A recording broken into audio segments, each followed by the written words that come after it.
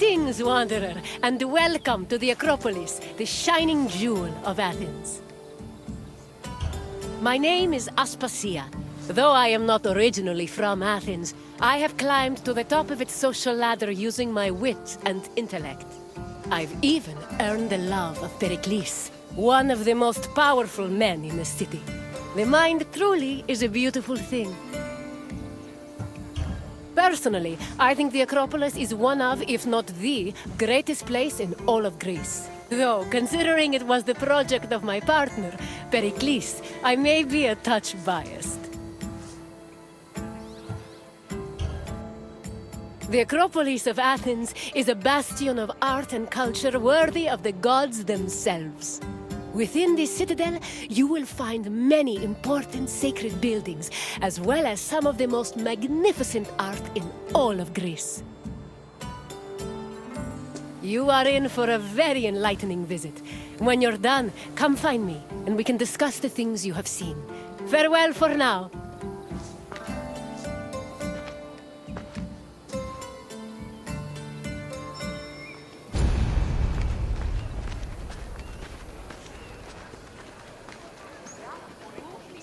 The Acropolis has gone through many changes in its long history. It began as a simple rock, was settled as early as the Neolithic period, and then became a fortress in the Mycenaean period. Stone buildings started appearing in the 7th century BCE. But the famous structures whose ruins remain visible today date mainly from a period of construction in the 5th century BCE. The location of the Acropolis is closely tied with Athens' foundation myth. Supposedly, it was the site where Athena and Poseidon competed for the city's patronage. This connection gave the Acropolis a sacred aura, and it was considered the religious heart of the city.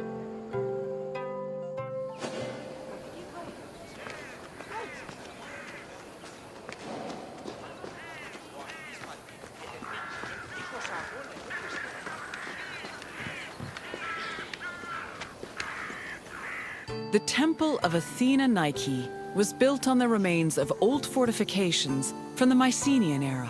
Worship at the temple can be traced back to the 6th century BCE, but the building itself was destroyed during the Greco-Persian Wars a century later. It was rebuilt during the Peloponnesian War. Given that the name Athena Nike roughly means Athena of victory, it was likely constructed in the hopes that Athens would win the war. Unusually, the temple depicts historical scenes of battles against the Persians instead of the more mythologically inclined art of other Greek buildings.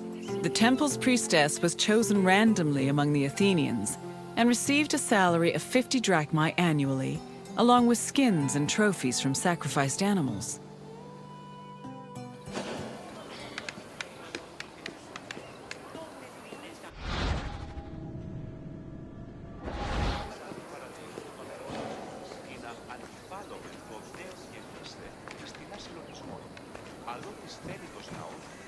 The Acropolis was built up over a long period, due in no small part to its partial destruction during the Greco-Persian Wars.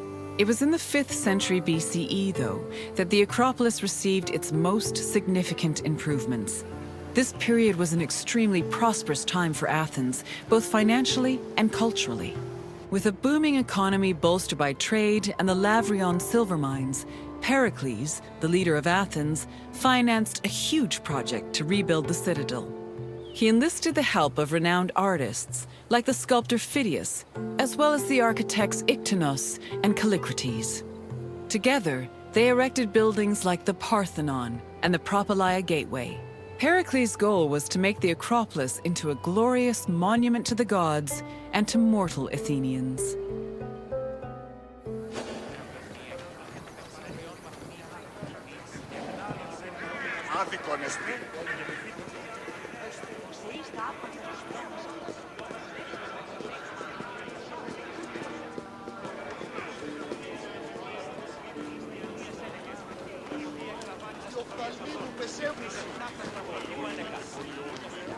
Behind the Propylaea was the giant bronze statue of Athena Promachos, or Athena who fights on the front lines. That name was reflected in the spear and shield the statue held in its hands. It was erected in the mid-5th century BCE by the artist Phidias. According to an inscription, it took 9 years to make and cost almost 500,000 drachmae. At approximately 10 meters tall, the statue was apparently so large that Pausanias claimed its helmet and spear tip could be seen from the sea near Cape Sunion, 60 kilometers away.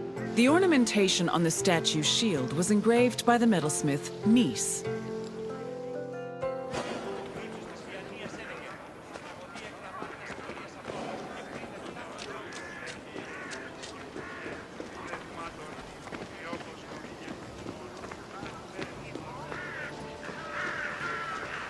The Aerophoroi were young girls between the ages of 7 and 11 who were in charge of special rites.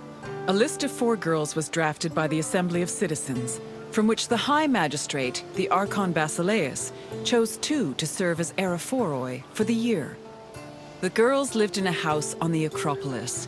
They were in charge of carrying sacred objects and weaving the peplos of Athena.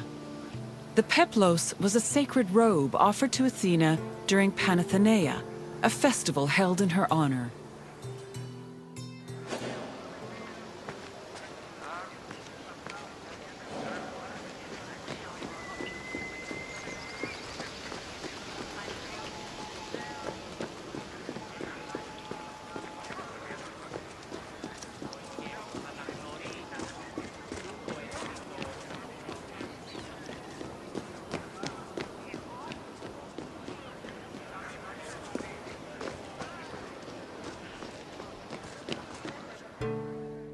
The Erechtheion was an atypical temple.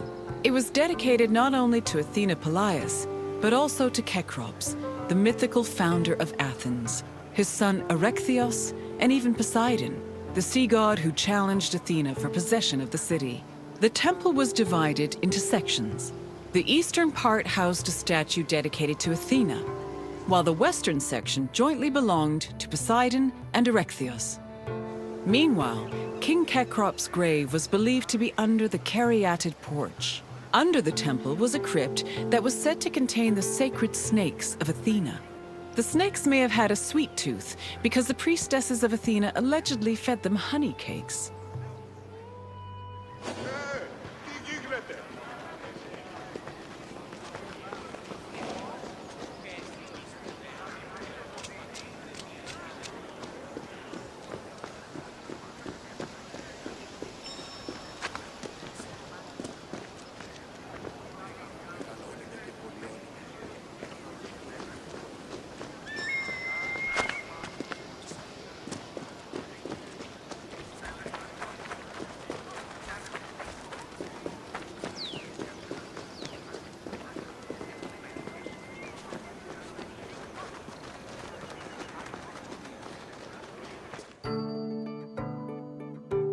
The Parthenon is one of the most well-known buildings in the world and an enduring symbol of ancient Greek civilization.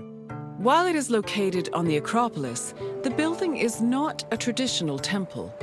It was built by the sculptor Phidias and the architects Callicrates and Ictinus as a great monument to the glory of the city of Athens. That glory is evident in its many carvings. One of the most carved monuments in Greek architecture, the Parthenon's decorations depict several mythological scenes. These include the birth of Athena, her fight against Poseidon for the patronage of Athens, the gods' battle with the giants, and the procession of the great Panathenaea.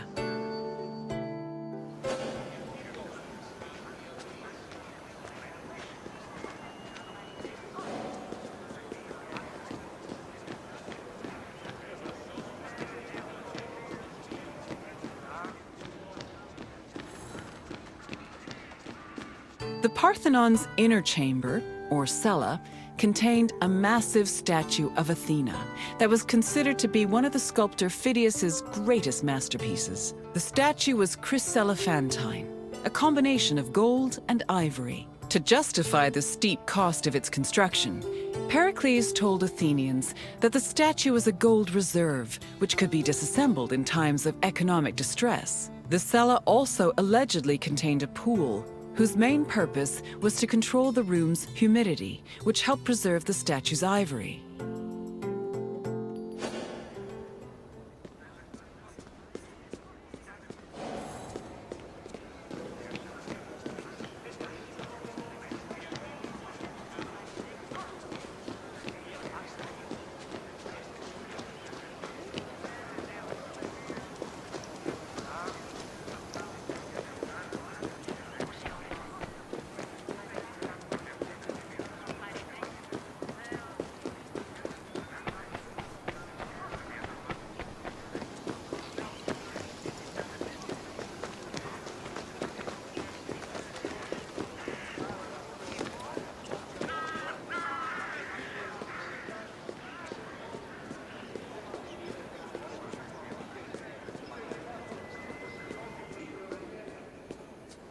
Athens' treasury was located in the Parthenon, where it was believed to be protected by Athena herself. The treasury contained objects of great value, acquired from different conquests, as well as a mass of minted silver coins and various offerings to Athena. Pericles also decided to move the entirety of the Delian League's treasure to the Parthenon in 454 BCE. This was a great testament to Athens' power over the rest of Greece. The riches were divided into two parts, the Demosia, which belonged to the city, and the Hiera Cremata, which was dedicated to the goddess and only used for religious purposes.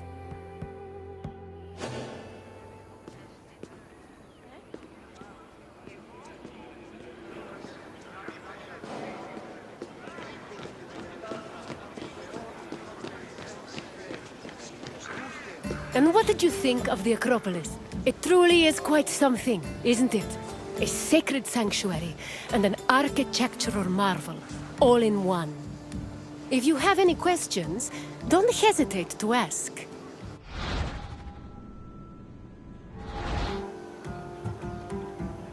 Very well, on to the next tour.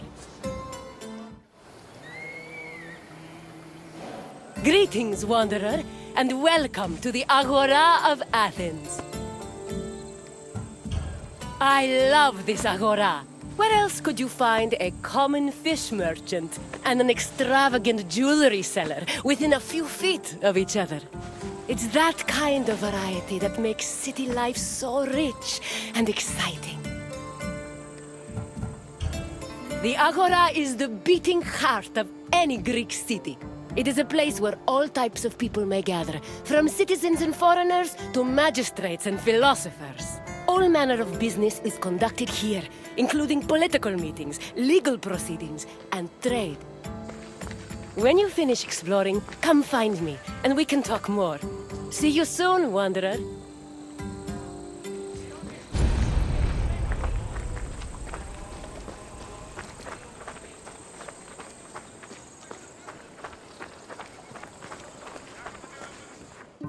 The Agora was the civic center of Athens, but it wasn't only frequented by politicians and city officials. The area housed a market where people could purchase food and other goods from merchants. It was also frequented by philosophers, who used the public space to establish schools and pass on their teachings to students. Religion had its place as well. Temples dedicated to Hephaestus and Apollo were located in the Agora, along with the altar of the 12 gods and the monument of the eponymous heroes.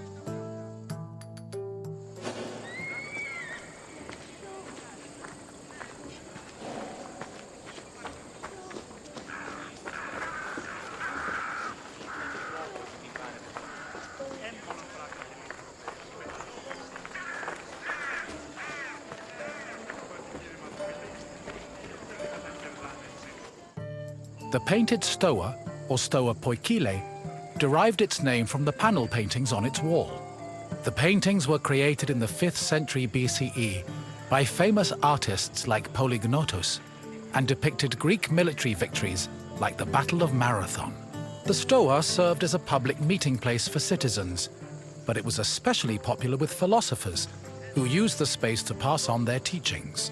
In 301 BCE, the philosopher Zeno of Kition chose the Stoa Poikile as the location for his school of philosophy, the appropriately dubbed Stoicism.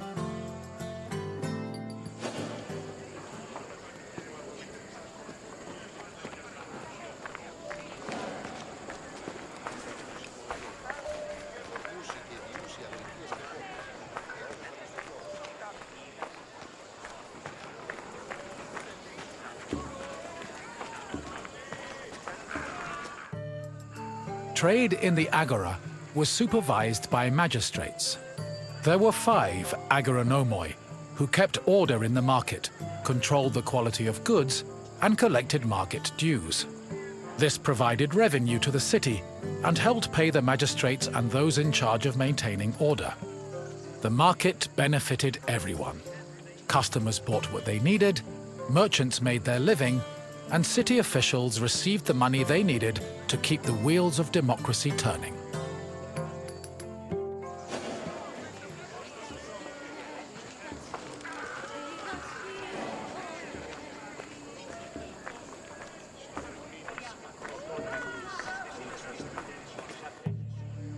The original Temple of Apollo Patrous was built around 535 BCE by Pisistratos, but was destroyed by the Persians during their invasion a few decades later.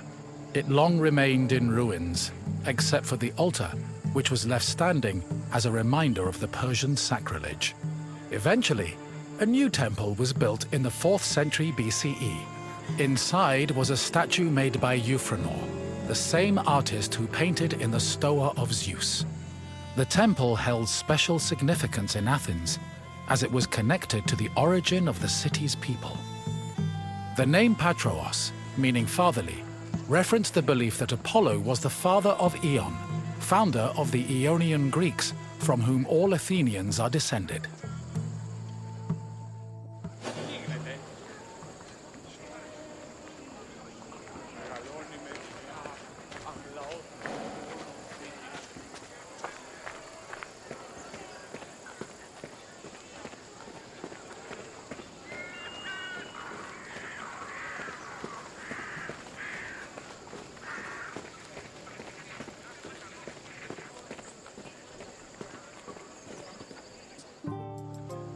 The Temple of Hephaestus overlooks the Agora from the Colonus Agoreus hill.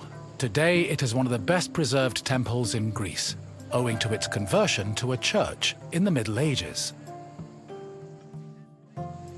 But while this transformation preserved the structure, it also damaged the surrounding sculptures. The temple was dedicated not only to Hephaestus, the god of metallurgy, but also to Athena Ergane, goddess of arts and crafts. Nearly every part of the Hephaestion was lavishly decorated with depictions of famous mythological events, like the labors of Theseus. The Theseus scenes gave the temple the nickname Thesion, a name that lives on today as a city district in Athens.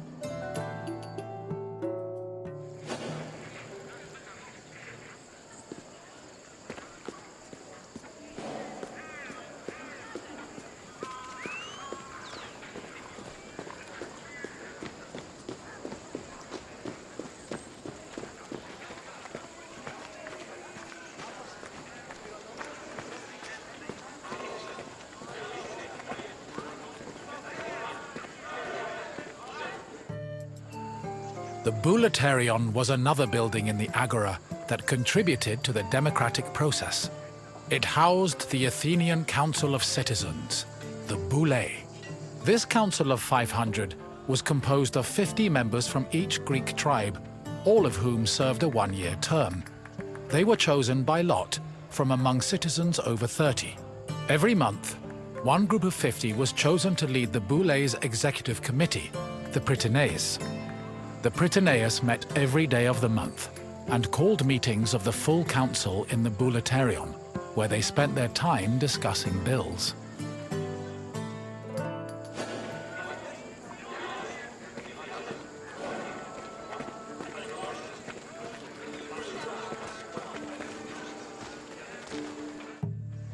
The Prytaneion was one of the most important buildings in the Agora, as it was the headquarters of the Prytaneus.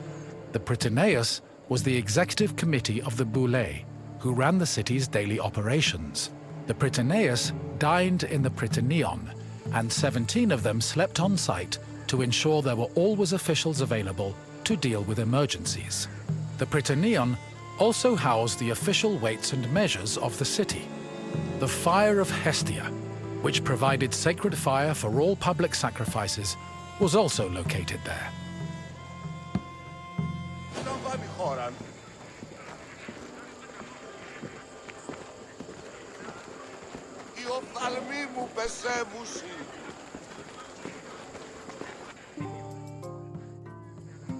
The Heliaia was the most important court in Athens, and was presided over by a group of judges called Heliasts. Judging was a regular part of an Athenian citizen's life, with trials happening almost every day. Heliasts were chosen randomly based on two factors. First, that they were on the official list of 6,000 potential Heliasts. Second, that they were present at court on the day of the trial. A stipend of 2 obols was established by Perikles to compensate for the loss of work while on Heliast duty, and also to encourage participation in the judiciary process.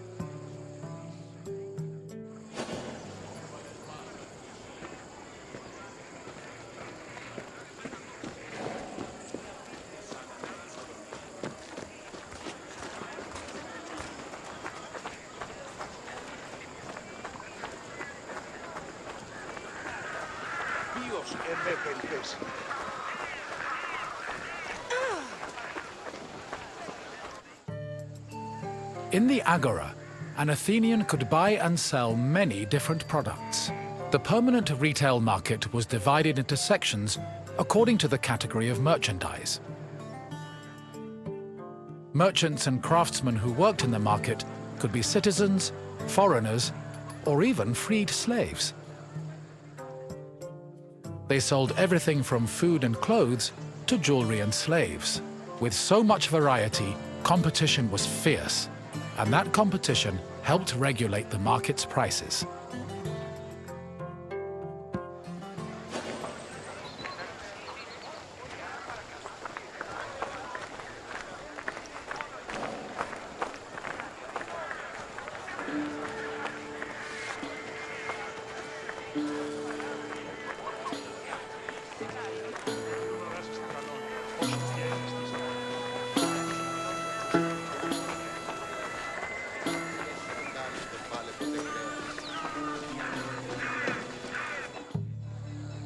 The Heliaia wasn't the only court in Athens.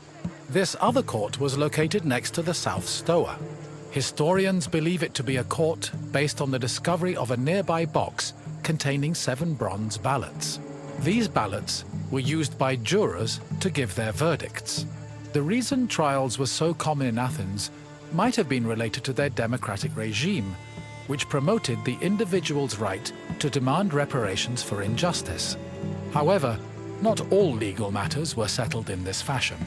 If a claim was small enough, it was settled individually by a magistrate. Public trials were reserved for more serious offenses, such as murder, theft, and political crimes.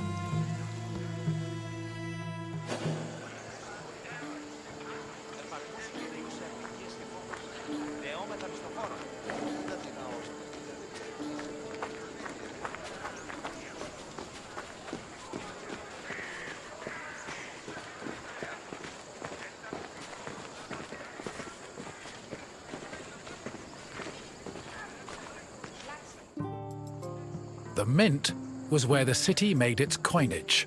It is believed that Athens' mint was in the city's agora, as modern excavations have turned up small disc-shaped pieces of metal used to make coins. Much of the silver required for minting coinage came from the Laurion silver mines.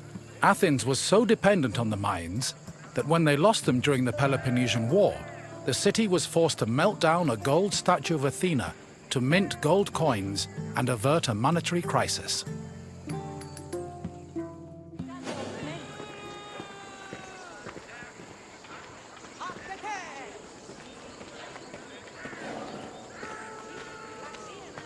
You have now experienced the Agora, following in the footsteps of countless Athenians before you.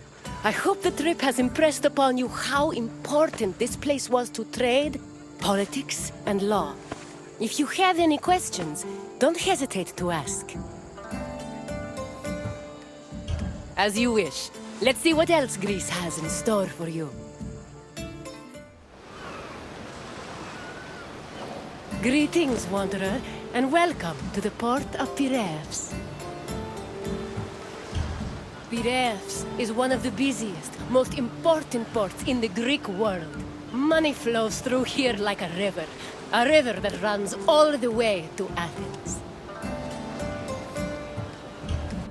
Acting as a port for Athens, Piraeus welcomed merchants, goods, and travelers from all over the world. It was a central part of Athens' economy, but it was also fortified enough to protect the city's considerable fleet. When you finish exploring the port, find me, and we will talk further.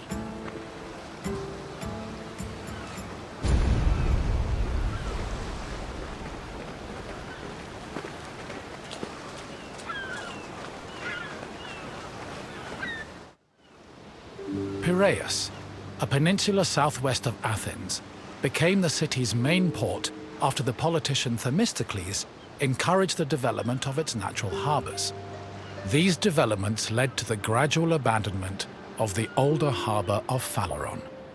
Piraeus's fortifications were further developed by Cimon and Perikles, along with the long walls which ensured goods could still be moved during sieges.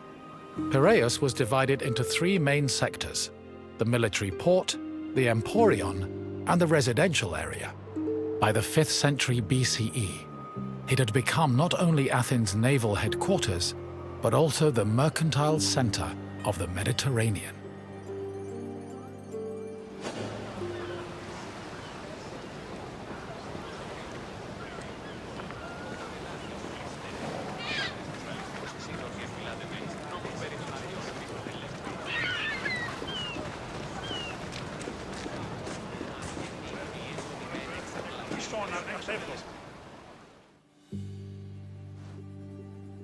Piraeus's development during the 5th century BCE attracted a large population.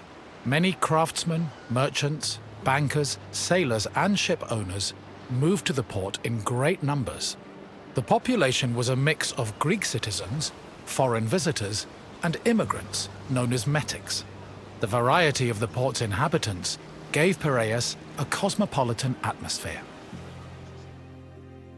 Most of the residents were involved in trade, but others worked on shipbuilding or in larger-scale industries like shield factories. Piraeus's commercial focus offered many opportunities for those seeking to increase their wealth and status. One such rags-to-riches tale is that of Passion, a slave who eventually became a citizen and earned a fortune thanks to his bank and his shield factory.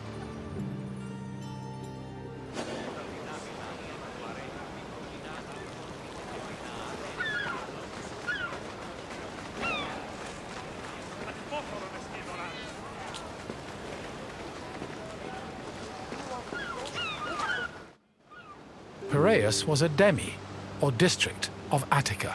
Because of its size, function, and varied population, it had a much more complicated administrative structure than other demes. Above all, Piraeus was closely monitored and controlled by the Athenian assembly due to its importance to the city. Within the port, there were two separate categories of trade: international trade, which took place in the emporion, and retail trade, which was managed by Kapoloi in Piraeus's Agora.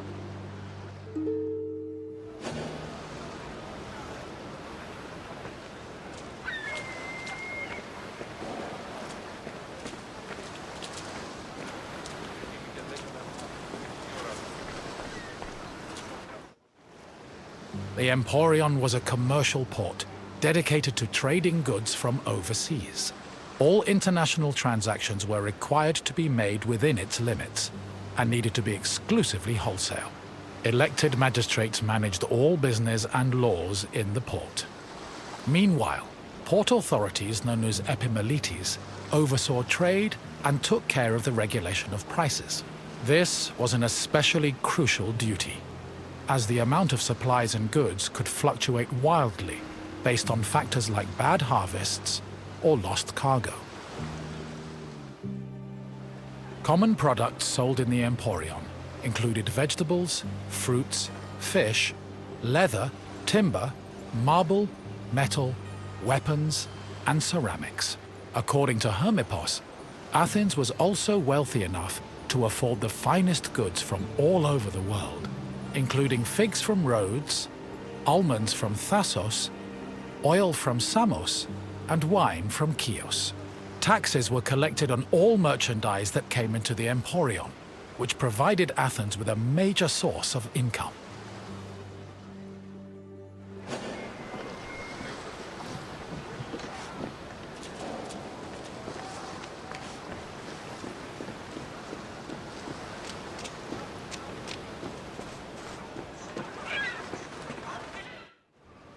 After arriving in the Emporion, merchants set up samples of their goods in a display area called the Deigma. This was where citizens and foreigners gathered to officially make their deals, and almost all merchandise that came into the Emporion was traded within the area. The Deigma was under constant supervision by magistrates, who negotiated price control with the importers. They would occasionally give special privileges to those who agreed to sell at lower prices. These privileges ranged from tax exemptions to specially reserved seating in the theater.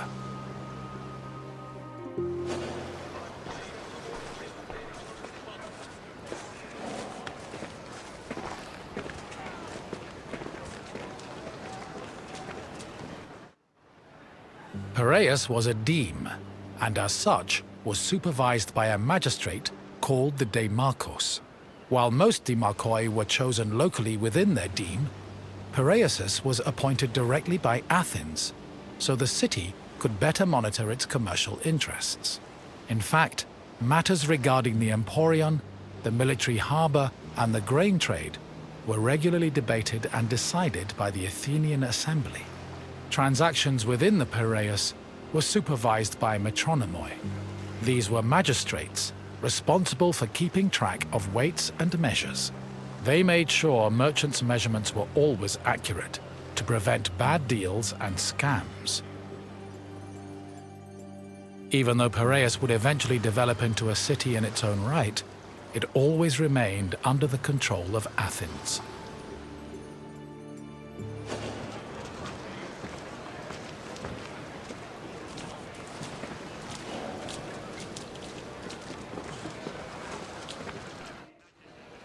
A commercial tax of 2%, or a pentecost, was placed on all cargo entering and leaving Piraeus. The tax was collected by a group of 5 people called pentekostologoi. According to Andocides, this position could be bought for the hefty sum of 30 talents, or 180,000 drachmae.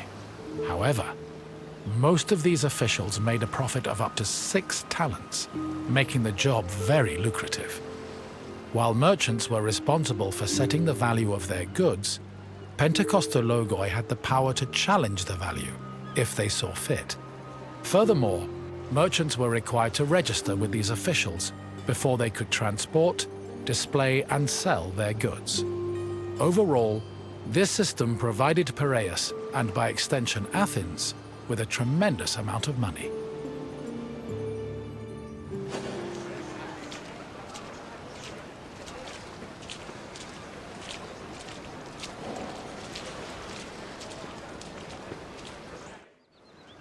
The sale of grain was overseen by special magistrates called sitophilakes.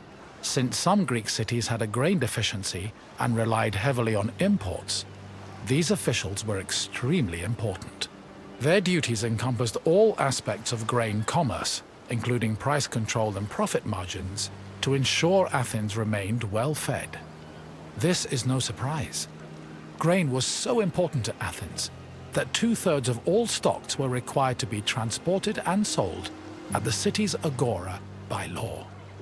According to Demosthenes, The significance of the Sitaphilikes was such that if they failed in their duties, they faced the death penalty.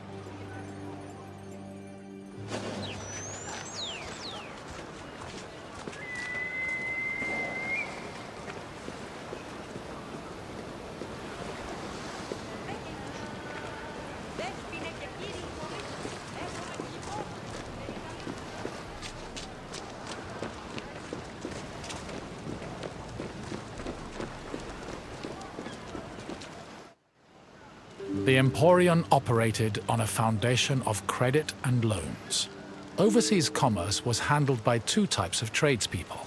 Emporoi transported cargo in borrowed ships, while Naukleroi were ship owners who moved goods on their own vessels. Elsewhere in the Emporion were bankers and accountants who arranged loans and kept track of incoming and outgoing ships. Emporoi and Naukleroi financed their maritime voyages with these loans, which often had a high interest rate due to the dangers of sea travel. Emporoi used the loans to pay for both the cargo and the right to a ship, while Naukleroi only had to pay for their crew. Loans and interest were repaid upon a ship's return to port. However, in the event of a catastrophe such as a shipwreck, the merchant and ship owner were released from their obligations, and the losses were transferred to the lender.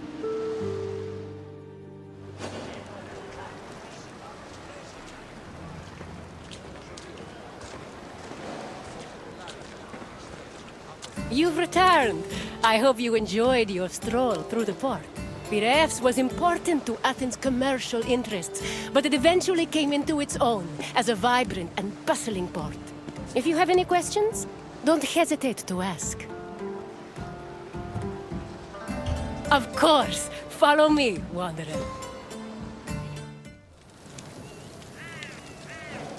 Welcome, Wanderer, to the democratic center of Athens, otherwise known as the Pnyx. The battles fought here may be more intellectual than bloody, but they are no less spectacular. These outcomes will affect an entire city in a different way. The Pnyx was the meeting place of the Athenian assembly and the physical embodiment of democracy at work. This tour will give you insight into how citizens made decisions and kept the city running. We can talk more when you have finished the tour. See you soon, Wanderer.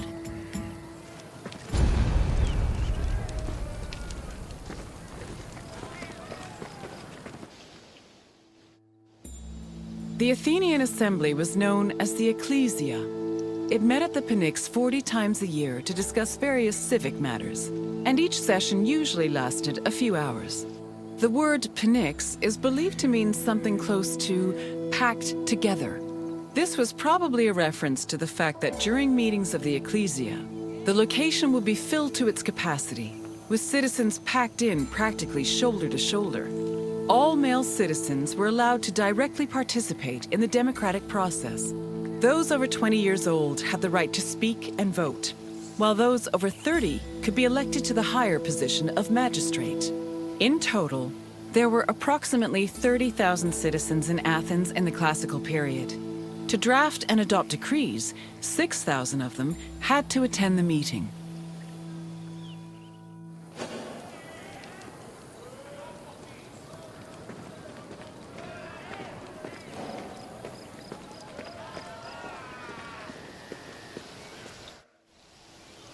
Citizens came from all over Attica's 10 districts to attend the meetings of the Ecclesia. The meeting was presided over by an executive council called the Prytanes. Every session began with a sacrifice to Zeus Agoreos, the patron of the assembly.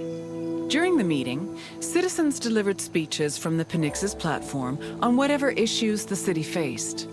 Afterwards, the issue was voted on with a show of hands from the gathered assembly. The Ecclesia made important decisions about subjects like grain importation, expenses, and declarations of war. While they could not directly enact laws, they had a say in appointing Athens' legislators, which gave them a large role in shaping the city's daily operations.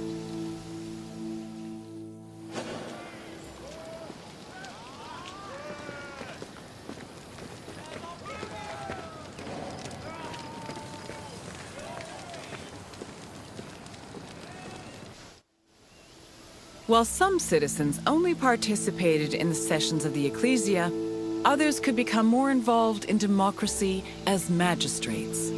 Magistrates were elected from among Athenian citizens over 30. They were often successful orators and charismatic politicians, and they held much more sway over important decisions than the average citizen. One of the most famous magistrates was Perikles, who was so popular he held his position for 15 years.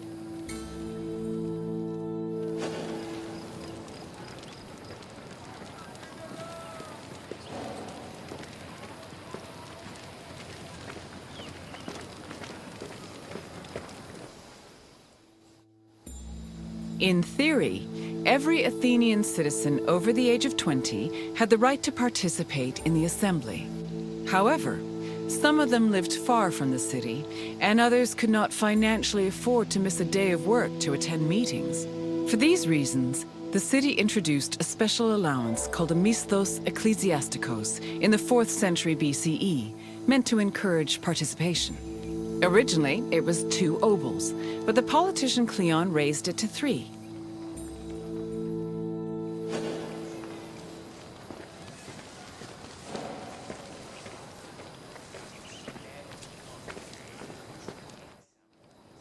Athens introduced several innovations that heavily influenced modern society, including theater, architecture, and philosophy.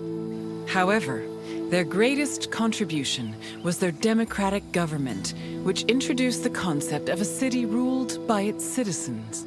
The decision to adopt democracy as a government, a choice made in 508 BCE, shaped civilization as we know it, and continues to affect us today.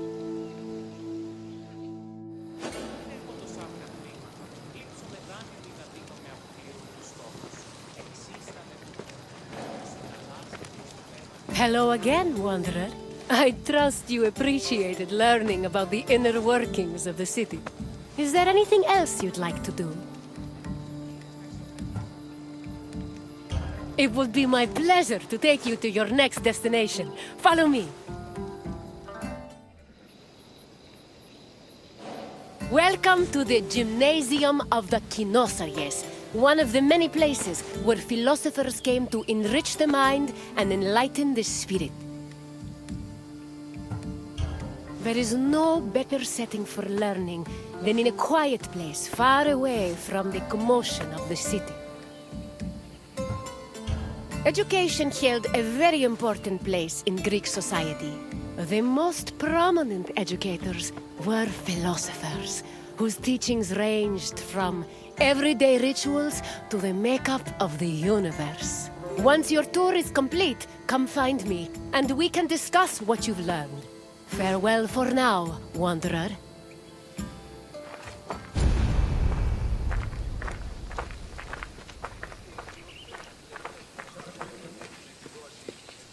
Philosophy comes from the Greek word philosophia, or love of wisdom. This concept was in direct contrast with philochromatia, love of money, and philotimia, love of honor. As of the second half of the 5th century BCE, Athens was known as Greece's capital of philosophy. Due to the rise of democracy, there was an increasing need for education beyond the basic subjects of elementary school. Athenian citizens needed to be able to participate in various functions of the democratic state, such as being elected for office, proposing new laws, engaging in military decisions, or simply defending their rights.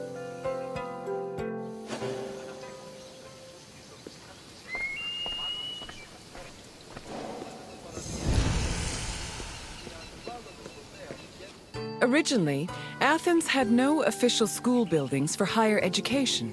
Sophists and philosophers taught either in private homes or in public spaces like the theater.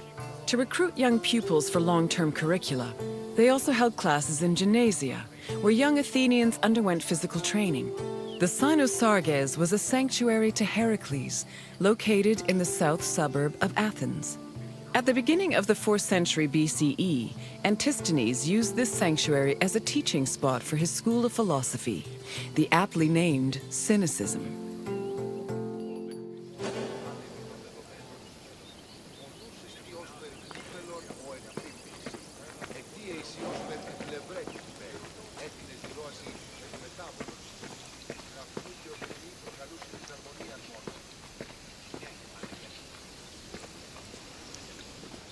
Any free citizen was allowed to involve themselves in the Athenian democratic process. However, to truly influence the flow of politics, their speech and rhetoric skills had to be impeccable. As a result, many sophists taught subjects like logic, reason, and eloquence. These were meant to help students achieve arete, or excellence. But this specific concept of excellence was often challenged, especially by other philosophers. For example, Plato, Socrates, and Isocrates preferred a more moral approach and argued that rhetoric should be used as a means to serve the greater good. Socrates and Plato went even further, declaring that philosophy and wisdom were not only useful tools, but also ethical virtues.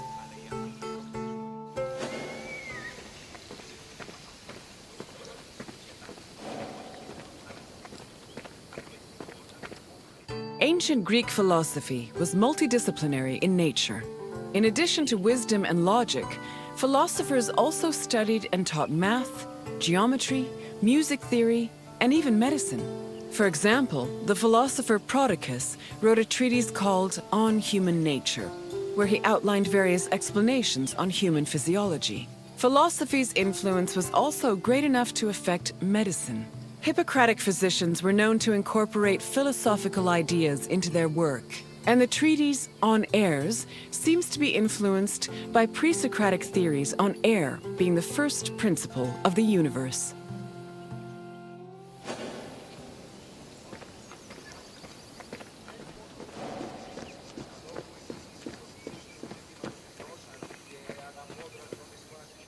The famed philosopher Socrates had an ambiguous relationship with sophists.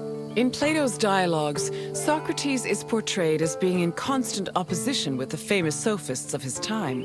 Aristophanes' comedy, The Clouds, meanwhile, depicts Socrates as a sophist himself, constantly demanding payment for his teachings. Socrates was in fact very poor and made no money off his teachings.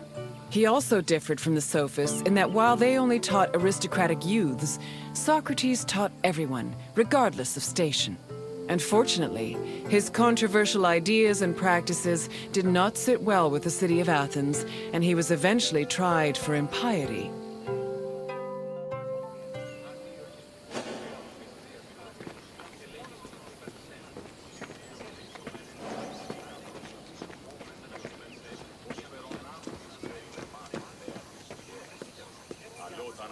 Philosophy was not only a collection of ideas, but a way of life. According to philosopher Pierre Hadot, his ancient counterparts had a daily regime of spiritual exercises to combat their passions, doubts, and illusory beliefs. These exercises included meditation on death, contemplation of nature, or speaking with a friend or mentor. Philosophers also followed specific dress codes and diets. They were also part of a community of masters and students. These communities were created and strengthened in schools. Plato founded such a school in the early 4th century BCE, when he purchased a property in a grove just outside of Athens. The school was designed to groom students into philosopher citizens who could eventually rule the city in a measured and fair manner. It followed its own rules and was open to both male and female disciples.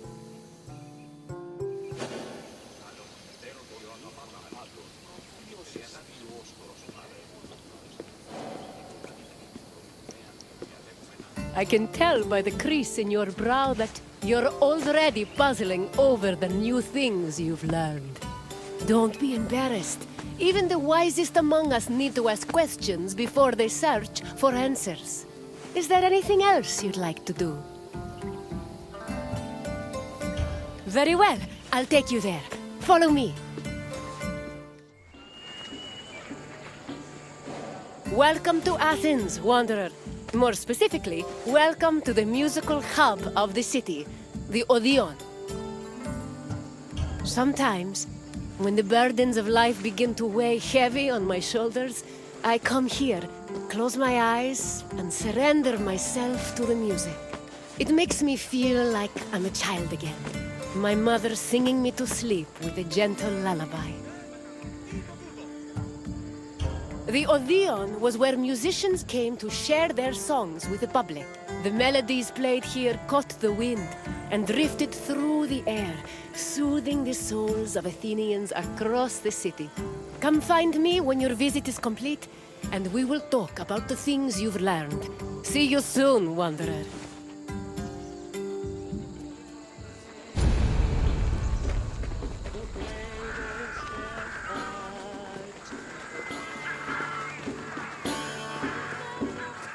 Music played an important part in almost every aspect of ancient Greek life. Whether attending a public gathering, rubbing elbows at a dinner party, laying out offerings in a temple, or marching into battle, there was a song for everything.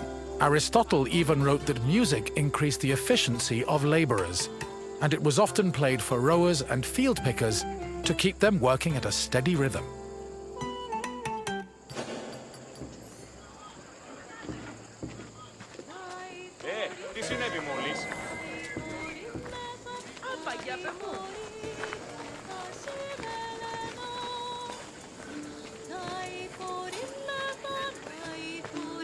Musical contests, or agones, were originally only held during religious festivals.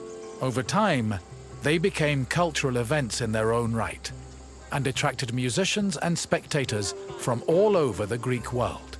For example, the Athenian Panathenaea festival featured competitions for instrument playing and poetry recitation. The Dionysia festival included contests between groups of male singers to see who could best perform a dithyramb, a merry hymn in honor of the god Dionysus. While these contests could be attended by all, women weren't allowed to compete in them. In the early days of the competitions, winners only received a crown and an ego boost for their talents. But from the Hellenistic period onward, the rewards were upgraded to cash prizes. These prizes were large enough for musicians to make a fortune, especially if they moved from festival to festival.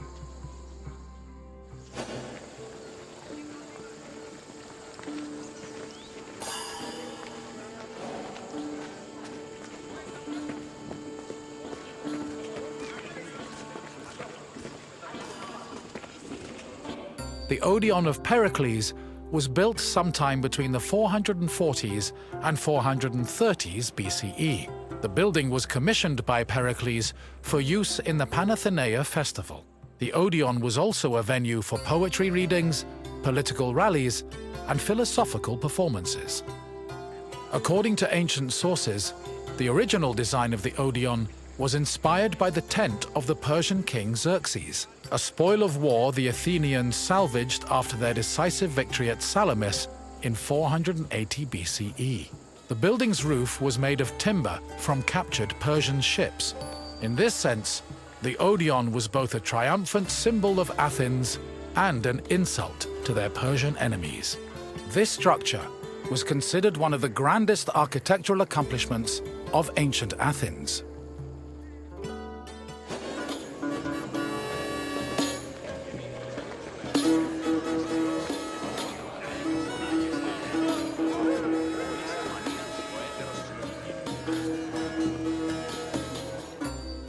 In ancient Greece, there was a type of music for almost any occasion. Complicated songs like hymns, paeans, and dithyrambs were meant for the ears of the gods, and as such were usually played during religious ceremonies and civic life. Meanwhile, a hymneus was a song performed at weddings, and a threnody accompanied funeral processions. For more merry occasions like symposia, scholia were the soundtrack of choice. However, drama was considered the epitome of artistic expression, since it combined songs with poetry, dance, acting, and costumes. Plays were thought to be the connection between mortals and gods, and the songs that accompanied them, especially those from the tragedies of Euripides, often became huge hits in the rest of Greece.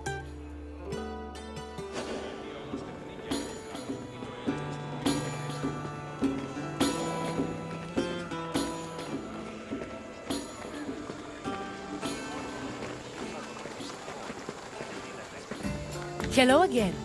I trust your visit was worthwhile. and that learning of music was a feast for your mind. I know it was for mine. Is there anything else you'd like to do? That's the spirit. Follow me, wanderer. Welcome, wanderer, to one of the most prestigious places in Greece, the theater. I'd tell you, but I think it's best to let the actors speak for themselves. The theater was where audiences gathered to watch plays. They were the highest form of art in Greece, and people saw theater as a symbol of complete harmony between the mortal world and the divine. When you're done taking in the sights and sounds, come see me, and we'll talk more. Until then, wanderer. They'll fight to the grave.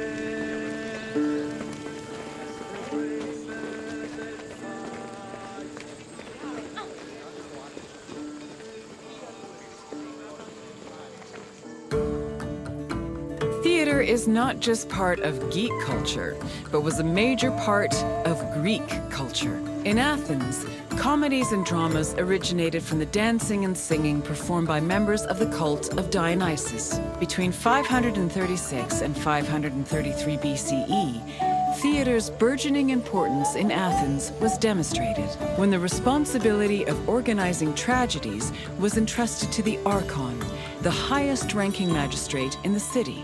From then on, theater grew rapidly in popularity, and soon, a permanent space for performing and watching plays was built on the slope of the Acropolis. During the 5th century BCE, theater became intertwined with Athens' democracy. It often functioned as an echo chamber for political ideas, and in some cases, it could even influence public opinion.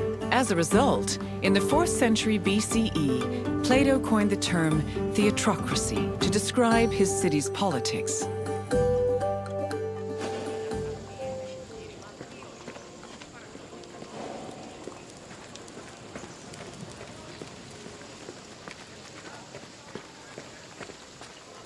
Theatrical competitions were held in the sanctuary of Dionysus Eleutherios, god of wine and patron of drama. Dionysus was the son of Zeus and a mortal woman named Semele. Stories say that Zeus, who had fallen in love with Semele, appeared to her holding a lightning bolt in his hand. Semele was tragically struck dead by the lightning, but Zeus managed to save her unborn child, keeping the embryo in his thigh until it fully gestated. This is why the name Dionysus is sometimes thought to mean born twice. In Athens, theater was a part of the cult of Dionysus, and stage productions in the god's honor were held during festivals like the Linnea and the Great Dionysia.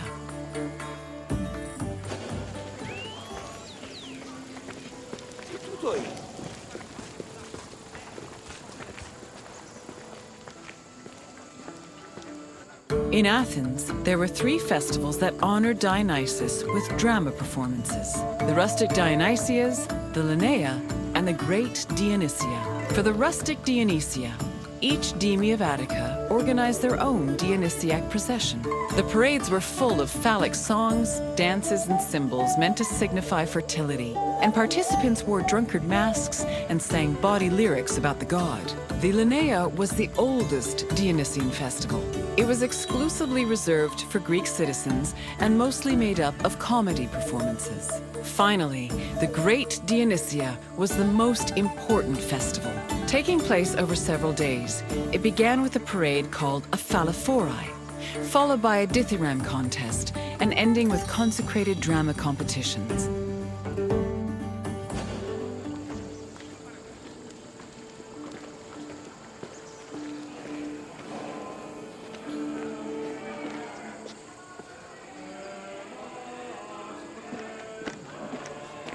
The Great Dionysia was supervised by the head magistrate known as the Archon, who was assisted by 12 other magistrates. Among his duties, the Archon picked choregoi, rich Athenian citizens responsible for providing the budget for rehearsals and performances. 2 days before the Dionysia, a ceremony called the proagon took place where playwrights introduced their work.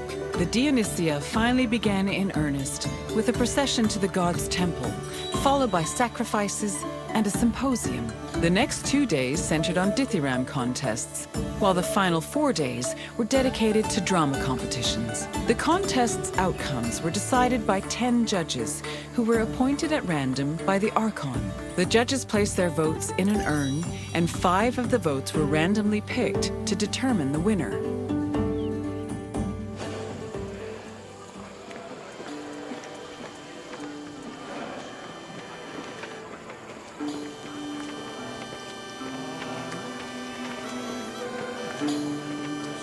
All Athenian stage actors were male, regardless of whether they were playing men or women. Tragedies originally featured only one actor performing alongside a chorus, eventually reaching a maximum of 4. Adding more roles opened up the opportunity for dramatic dialogue.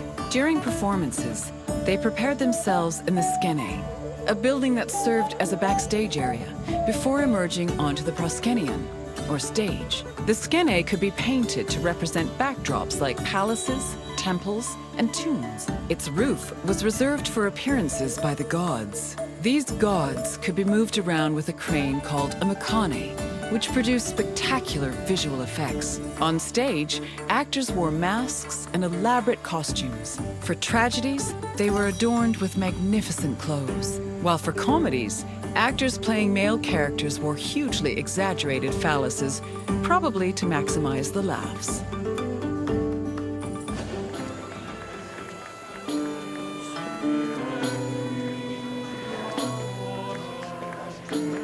The centerpiece of the theater was the orchestra, or dancing place. It was a large, circular area that hosted choral performances, religious rites, and, presumably, acting. Choruses were composed of men wearing masks and costumes. Any Athenian citizen could be choritai, as long as they were selected by the chorus director.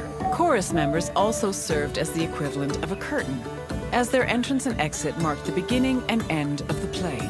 New costumes and masks were produced for the chorus for every new play, and they were often just as impressive and elaborate as the performances. For example, Aristophanes' comedies feature the chorus dressing as wasps, frogs, birds, clouds, and islands. One of his plays, The Knights, even had men riding other men dressed as horses.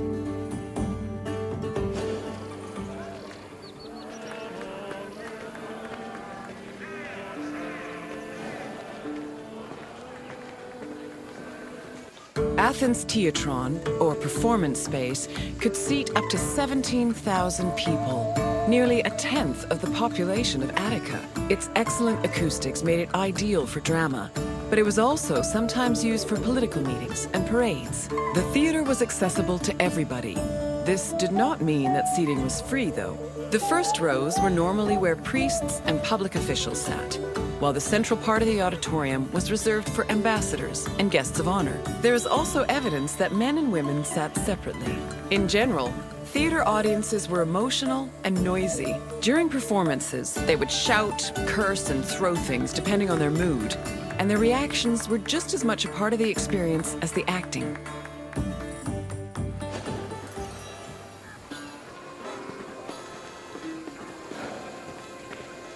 Hello again, Wanderer. I hope your visit was entertaining. Though all art forms were important in Greek culture, none had the same prestige as theater, which provided a unique experience with every performance. Is there anything else you'd like to do? I appreciate your enthusiasm, Wanderer. Come with me. Greetings, Wanderer. It is my pleasure to introduce you to a unique tour. One that won't take you to impressive landmarks or famous battle sites, but through a typical Athenian home. If Olympus is Zeus's sanctuary, then my house is my own. It is a place where I can shelter myself from the noise and stress of city life. For an outgoing people like the Greeks, the house was a refuge of privacy. Inside, they could escape from the constant demands of civic life to enjoy the simple pleasures of family life. Look for me when you are done, and we can discuss the things you've seen. Farewell for now.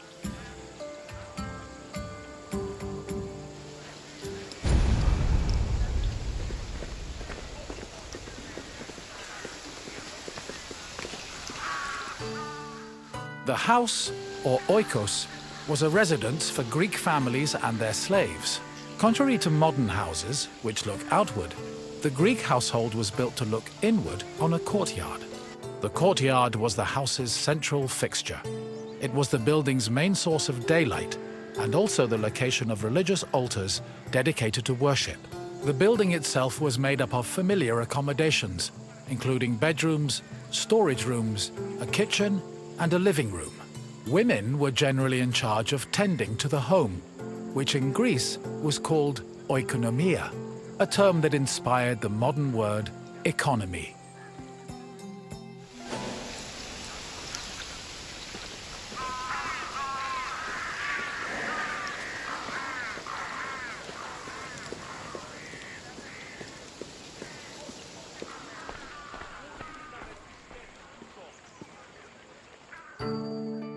A pasta was a corridor that connected a house's courtyard to its residential section. Archaeological evidence from the city of Olynthos reveals that pastas were added to Greek home design in the 5th century BCE.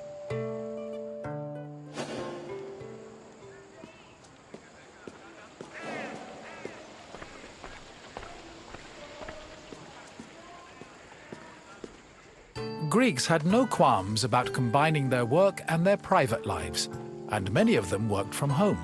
Artisans like blacksmiths, sculptors, and potters often had workshops in their houses. Some even operated small stores to sell their work. Similarly, doctors were known to treat patients in special offices located in their homes. Women also worked in the house and were responsible for making textiles, as well as producing clothes and supervising weaving, which was carried out by slaves. If the household was wealthy enough, they could even produce a surplus of textiles to sell in times of financial difficulty.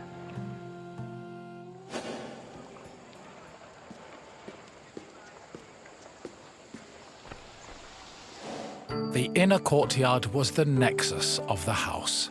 Functionally, it allowed air to circulate and also provided access to most of the rooms.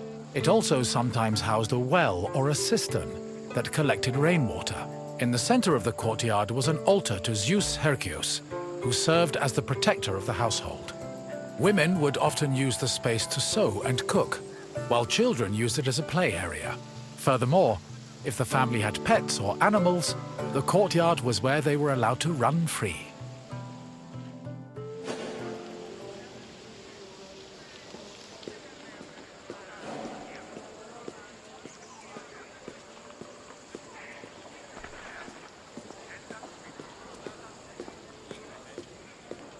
The bathroom was located in the back of the house. Much like today, it was used for cleaning and washing, although the Greeks used chamber pots instead of toilets. Most bathrooms had a Laurion that could be filled with water for washing. Mirrors, razors, strigils, and sponges could also be found in the bathroom, along with small vases called arebaloi, which were usually filled with perfume or oil.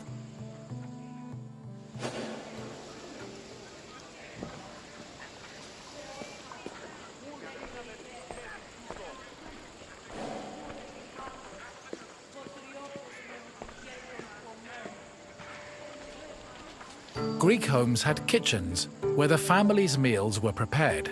The Greeks did not often eat meat, except during special occasions like banquets or after sacrifices. They had mainly a grain-based diet, eating staples such as bread, porridge, or a barley cake called maza. They also occasionally ate poultry, fish, and other seafood, as well as fruits, vegetables, goat milk and cheese, and olive oil. Food was cooked on a tripod, or sometimes in a klibanos, which was a sort of mobile oven. Other cooking implements included braziers, mortars and pestles, a spit to hold food over a fire, platters, and frying pans. The family also used the kitchen to store food in containers called pithoi.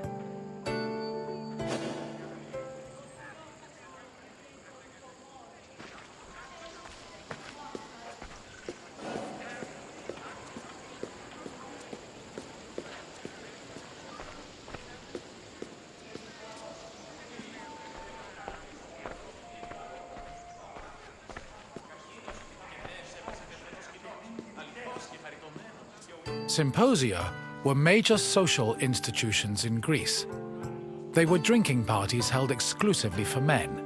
The party took place in the men's section of the house, the andron, where residents and guests reclined on special couches called klini. Food was served on low tables set in front of the couches, while wine was placed in a crater in the center of the room. During a symposium, men drank, sang, had philosophical discussions, and played games like kotobos. Musicians, dancers, and even courtesans were often welcomed to attend as well. However, wives and daughters were always excluded.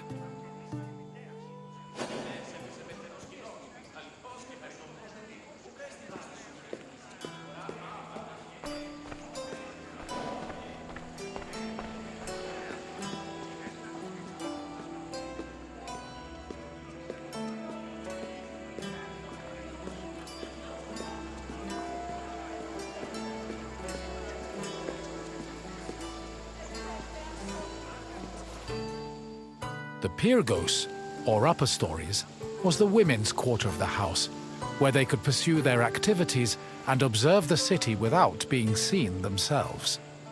The rooftops were also used in a special rite called the Adonia, a private celebration held in honor of Adonis, which was reserved for women. At the beginning of spring, women filled terracotta pots with soil and lettuce seeds, then climbed a ladder to place the pots on the rooftop. These pots served as the women's very own Gardens of Adonis.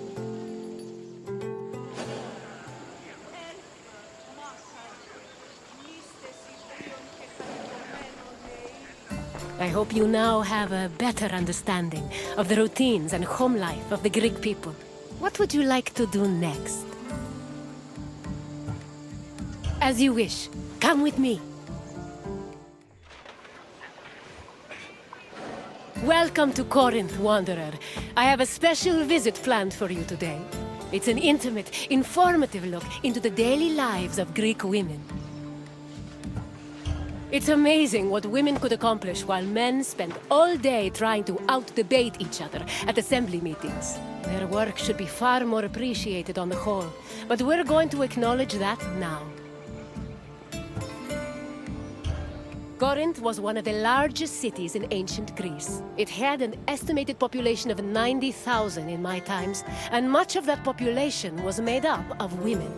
This tour will shine a light on those women and look at how they lived on a day-to-day basis. Look for me when you're done with your visit, and we can discuss things further.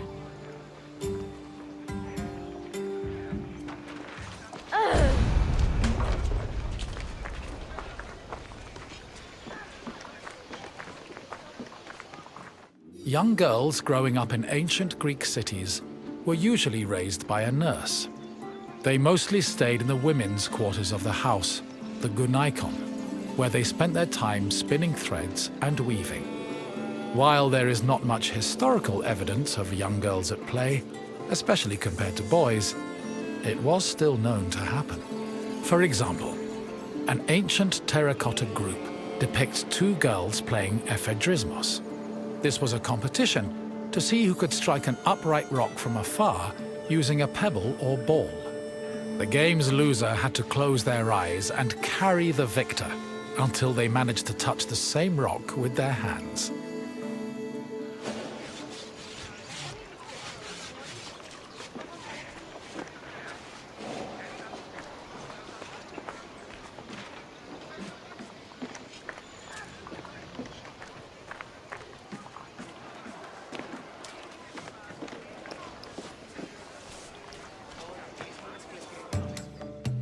For a young Greek woman, marriage was the culmination of their induction into society. The average life expectancy for women was about 40 years, so most marriages took place when the bride was 14 or 15 years old. The marriage did not require her consent either. Instead, she was passed on from the protection of her father to that of her husband. Married women were not technically citizens at the time, and lacked the rights that came with official citizenship. However, They did receive a dowry that only they were allowed to spend, but in the event of a failed marriage, the dowry was returned to the bride's father. After the marriage was consummated, the woman's status changed from being a maiden to a bride. She remained a bride until the birth of her first child, wherein she officially became a woman.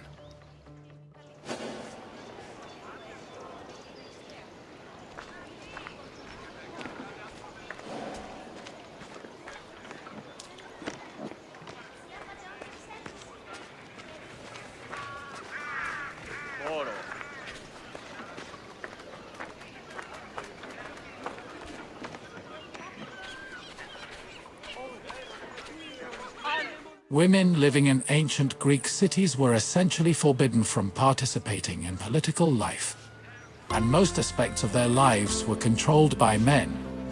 Their most important responsibilities were running the household and giving birth to children, preferably boys.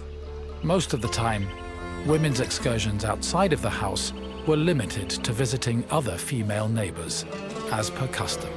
The few exceptions to this strict rule were weddings, funerals, and religious festivals involving women in prominent public roles.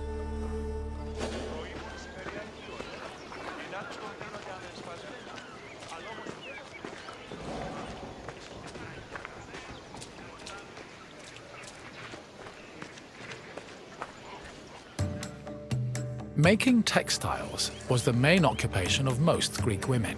It was a woman's responsibility to manufacture clothing for each of her family members, as well as to weave other household textiles. Women with exceptional weaving skills were believed to make excellent wives, and weaving in general was seen as a very attractive quality.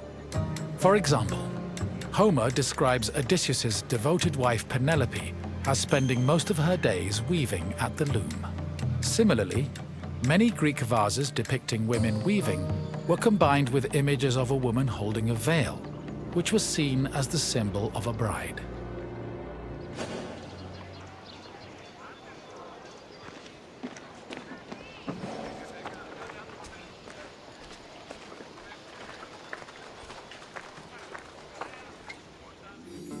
Ancient Greek women cooked in their house's kitchen area. However, since their cooking equipment was small and portable, they also sometimes prepared meals in the central courtyard. This was also where women performed other domestic activities. These activities were rarely seen by visiting men or passers-by, because the architecture of classical Greek houses facilitated the social norm that women should never be seen at work.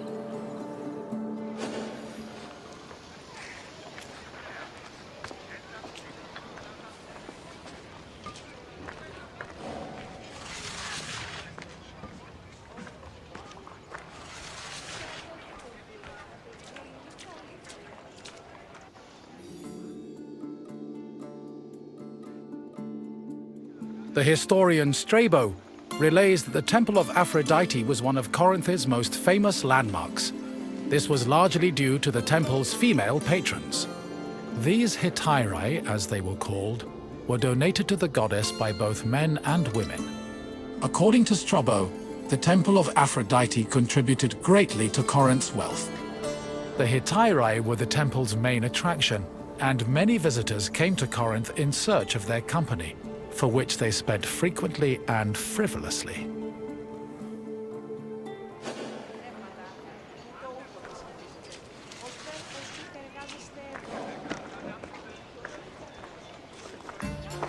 Hello again, wanderer.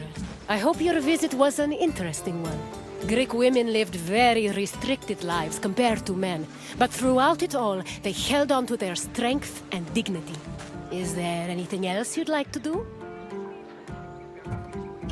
Of course! Let's see what Greece has in store for you. Welcome to the silver mines of Laurion.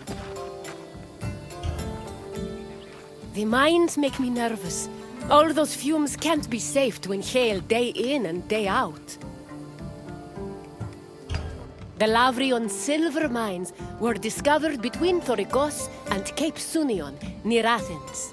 They were rich in the mineral galena and provided Athens with much of the silver necessary to mint its currency.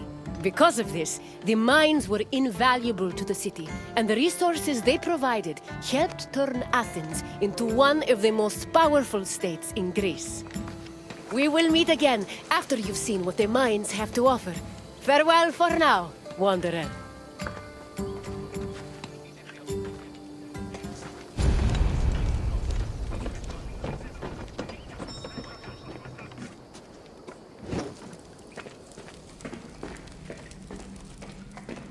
Silver mines were extremely rare in ancient Greece, which only increased their importance. Athens started exploiting the Laurion silver mines at the end of the 6th century BCE and used its metal to produce its currency. Production at the mines exploded around 485 BCE when an especially rich vein was discovered. The mine's abundant silver made Athens one of the wealthiest cities in Greece. They also provided the resources necessary to build a fleet large enough to defeat the Persians at the Battle of Salamis. In short, the Laurion mines played an integral part in the emergence of Athens as a Greek superpower.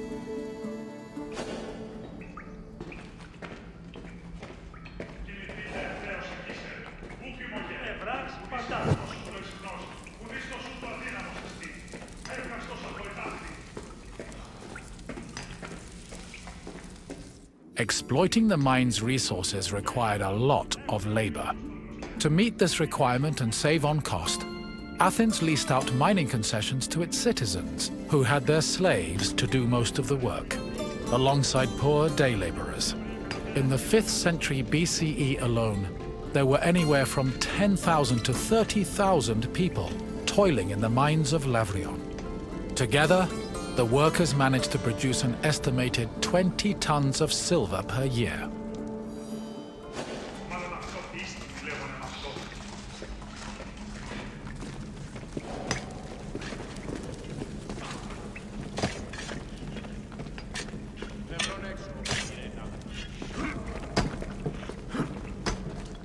Mining in Laurion was a two-step process. First, the ore was extracted, and then it was refined. It took about 16 kilograms of raw ore to produce a single pure silver drachma of about 4 grams. Recovered artifacts from the mines provide some insight into the specifics of the mining process. Galleries were dug to follow the veins of ore. They were small and did not offer much space for the workers. They were also hand-cut, and it's believed that it took whole days to dig only a few centimeters. Once the galleries finally reached the veins, the ore was extracted and then crushed on mortar stone to prepare it for washing.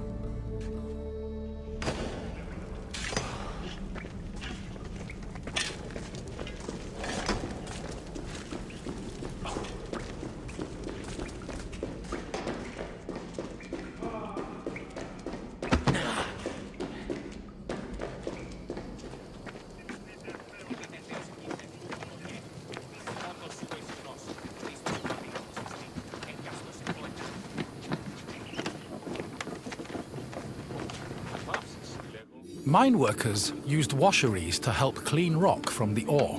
The washing process required a large supply of water, but Laurion was an infamously dry region. To compensate, cisterns were built in the mining area to collect and conserve seasonal rainwater. Once enough water had accumulated, workers poured it into wooden troughs containing rock and ore. The water's flow separated the lighter grains of rock from the heavier ore, which was caught in depressions at the bottom of the trough. The newly cleaned ore was collected for refinement, and the water was redirected back into a tank to be reused later.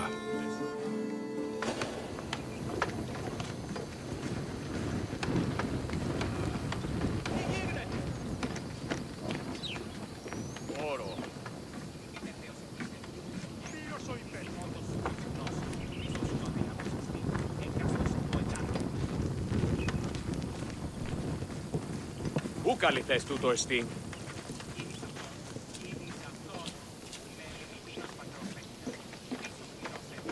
Αδύνατον εστί.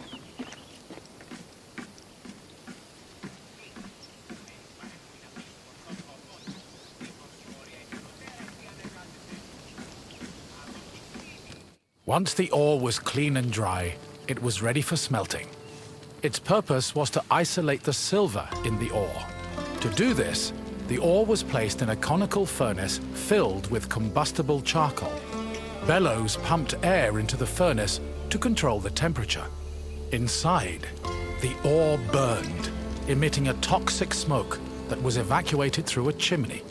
Eventually, the silver alloy was separated from the slag and collected for the last step in the refinement process, cupellation. Cupellation removed any leftover lead from the silver. The smelted alloy was placed in a cupel, an absorbent bowl made of bone ashes.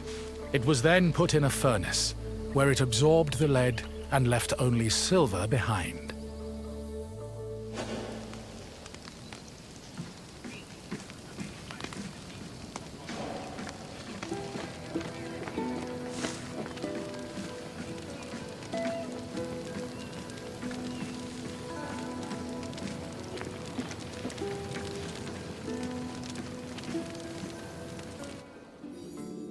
While the mines of Laurion belonged to Athens, the city frequently leased them to private citizens, who exploited the site for anywhere from 3 to 10 years. These citizens enlisted slaves and poor day laborers to carry out most of the work. The workers had a very low life expectancy, about 3 to 5 years, due to the hazardous working conditions. The dangers they faced included toxic lead vapor in the air and lung-choking dust in the galleries. However, they were fed well enough to keep up their work, and their combined labor managed to produce an estimated 20 tons of silver a year.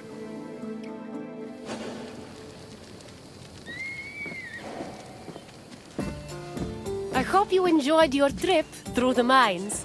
We talk so much of Athens' glory, but we often forget the city's power was due to tremendous amounts of work. Work that often had a great human cost. What else would you like to do? Of course! Please follow me! Hello, Wanderer. May I introduce you to the Keramikos, the kiln that warms all of Athens' pottery. The art produced here is some of the most beautiful in the Greek world. I envy the potter's skills, though I'm not quite as envious of their clay-stained hands. It's bad for the nails. The Keramikos was a special neighborhood in Athens, where potters created vases and containers that stood all over Greece. This tour will take you through the elaborate process needed to turn something as simple as muddy clay into ornate perfume vases and gilded wine cups. Come find me when you complete your visit, and we can talk more about what you've learned.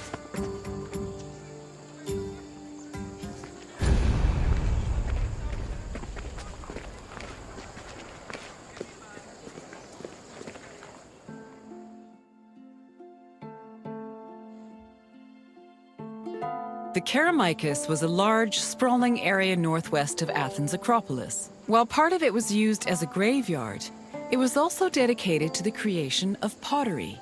The Keramikos was so significant to the art form that its name lives on in the word ceramics. Perhaps drawn by the river, potters moved into the area and formed their own bustling community. It's believed that by the end of the 5th century BCE, hundreds of thousands of pottery vessels had been made in Athens, including everything from heavy, undecorated cooking pots to delicate and beautiful containers reserved for the most precious oils. Sadly, only around 1% of these works survive today, some only in small fragments.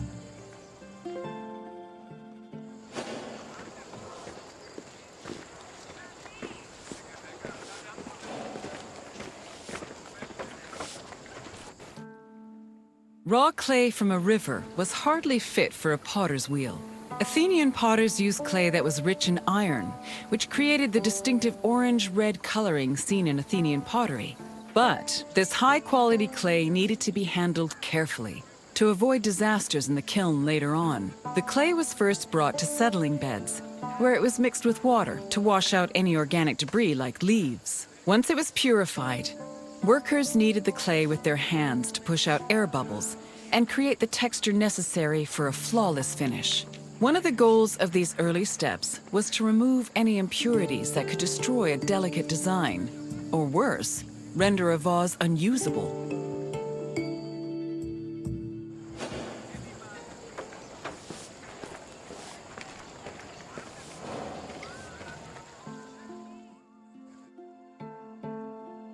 Once the clay was cleaned, it was up to the potter to shape it into a vase by spinning it on a wheel or pressing it into a mold. Their choice depended on what shape they wanted for the vase, but they also considered the possible scope of its decoration. Potters did not work alone. A workshop might have had many people working together on different aspects of production. Potters collaborated with many different painters for decorating their creations. Some of these painters even became potters themselves. All in all, a single vase could be worked on by many different artists, with each one focusing on a different aspect of its design.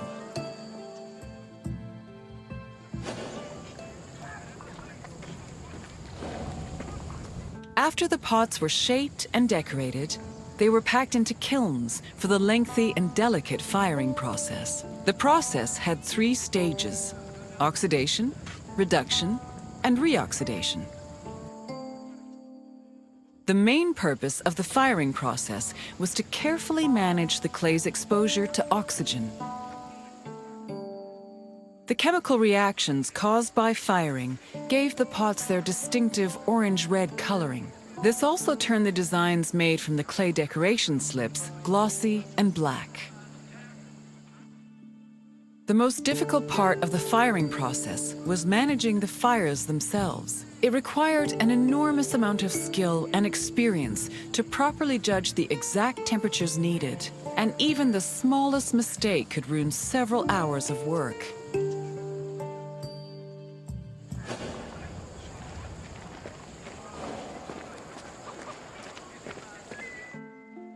Vases could be decorated in all sorts of ways. Before 530 BCE, Athenian vases were decorated using the black figure technique, where figures and designs were painted as dark silhouettes. At the end of the 6th century BCE, painters created a new technique called red figure, an inversion of the painting process that left the figures in red and the background in black. This gave the artist more freedom to better explore details like muscles and individual locks of hair. Designs were sketched onto the bare surface of the pot using a thin, sharp tool. Thin relief lines, which helped define subtle elements like facial features, were added using a brush made of a few stiff hairs.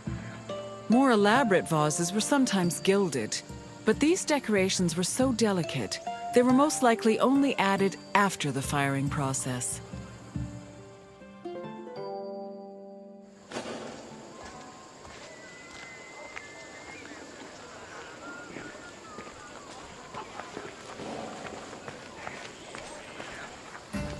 You've returned!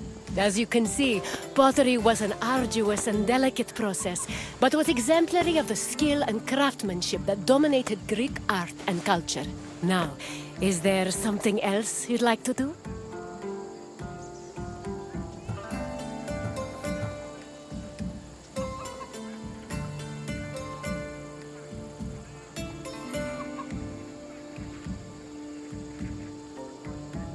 Then we must part ways, at least for now. Farewell, wanderer.